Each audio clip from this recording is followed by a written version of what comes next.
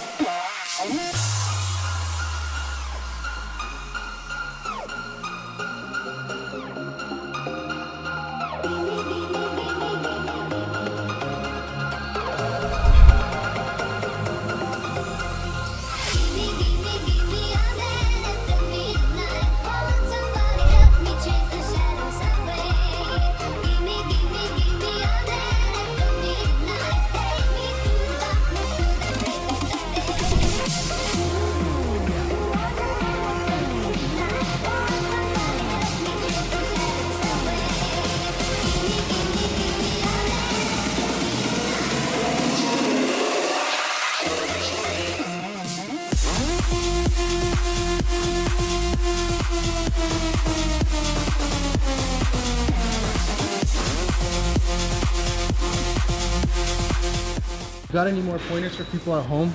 How to row like a pro? How to row like a pro?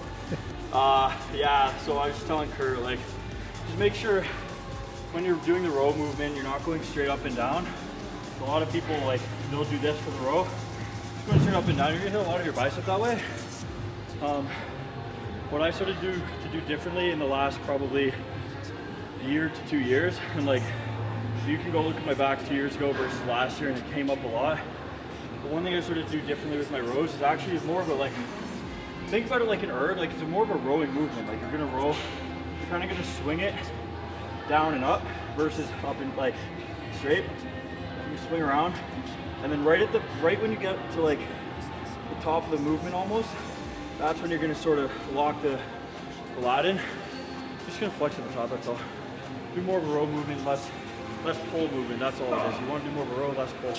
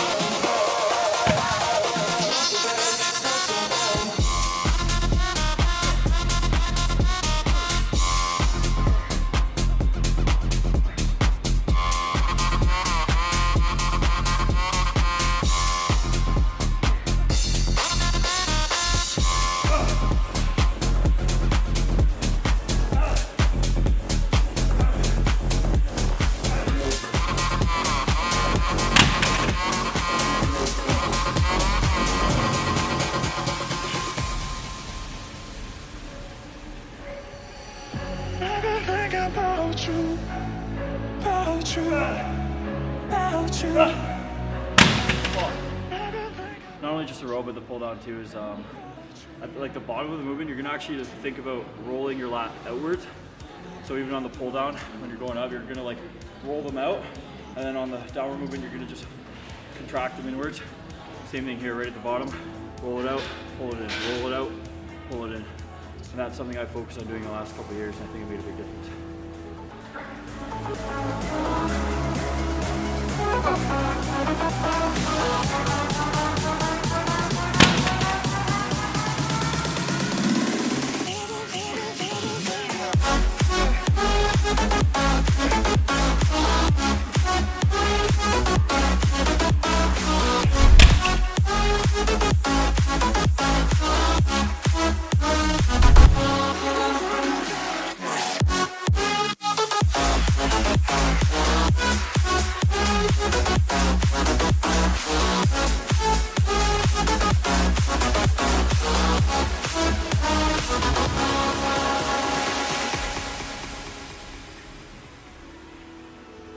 When the sun goes down and the moon comes out, when I close my eyes when I dream of you. I could see your face, feel your warm embrace, kissing me awake, God, I'm missing you. Mountains ahead, still miles to go, while your smile, it shines in the rear view. A voice in my head. Pretty much everything I do is like suicide grip or whatever the fuck it's called. I don't know. I just stopped a few years ago. I don't know. Certain things ain't going well. No, I don't. I don't do anything. Even if you watch my pull down, my bench or anything, I don't do suicide grip for everything. I think the only thing I'd put my thumb over for is a deadlift if I'm doing switch grip. I think that's the only thing, and that's if I'm going heavy as fuck.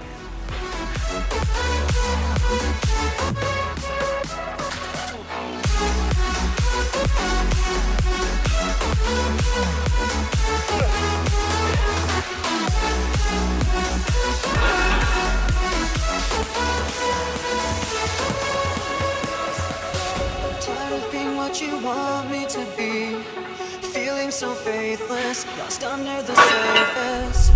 Don't know what you're expecting of me, put under the pressure of walking in your shoes. Every step that I take is another mistake to you, and every second I waste is more than I can take. I become so numb, I can't feel you there, become so tired, so much more. It's weird, like I feel on my outer lats. If anything, you don't feel it in the middle of your back at all. No lower movement or anything. Like nothing around here. It's just literally right on the outer lat right here. But it's weird. I'm just saying, like I don't feel it until I get up.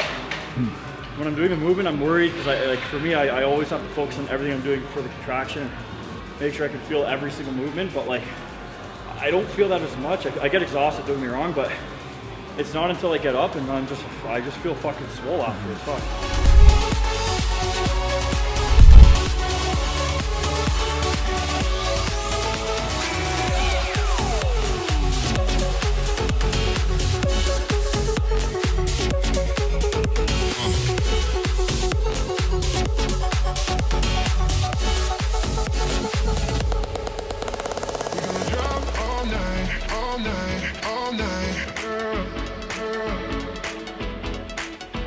We're gonna drive all night, all night, all night.